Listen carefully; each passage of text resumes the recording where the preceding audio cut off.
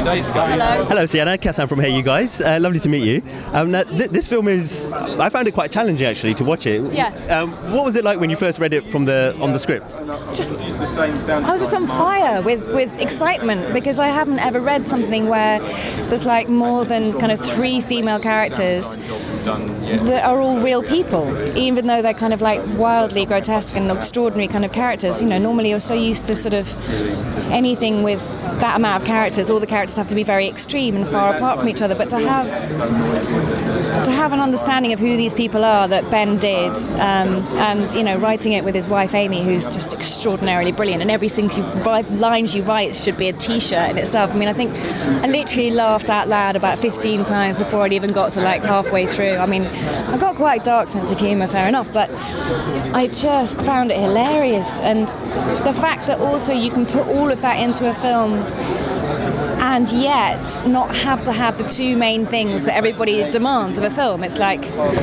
demanding a sort of a dinner. It's like, right, where's my starter and where's my pudding?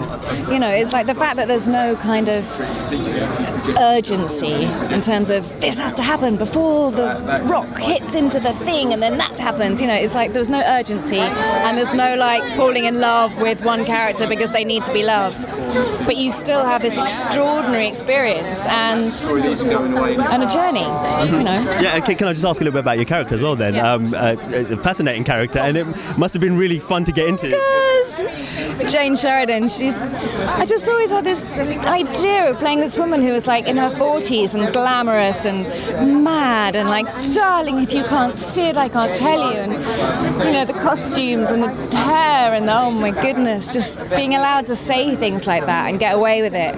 It's just glorious. I felt it was like being a man. It was so liberating. Well, yeah. And did you love the setting as well? Obviously, 70s, a dystopian 70s. But it didn't feel like a period place. It felt real. It felt modern. Everything felt new because what happens in our world is, you know, things change and we adapt, but we adapt in a very different way to a way that we would now, which is why it has to be set then. So it's not about, you know, the flares and the hey man. It's about a way of thinking. It's about a way of approaching a problem, and rather going, wow, our security is being threatened here. Let's make sure we've got our phones and our keys and like lock down everybody and get safe. And it's like, wow, let's all just get together and drink and celebrate each other and love each other and look after each other, you know, which is kind of novel for us nowadays. You never think about these things. But it felt incredibly modern. So, well, yeah, it certainly comes across in the film as well. So, yeah, congratulations. Thank you very much. Cheers. Thank you.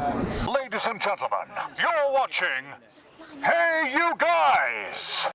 Hey You Guys, huh? Hey You Guys. Is that from the Goonies? It is indeed, yes. Nice. Hey!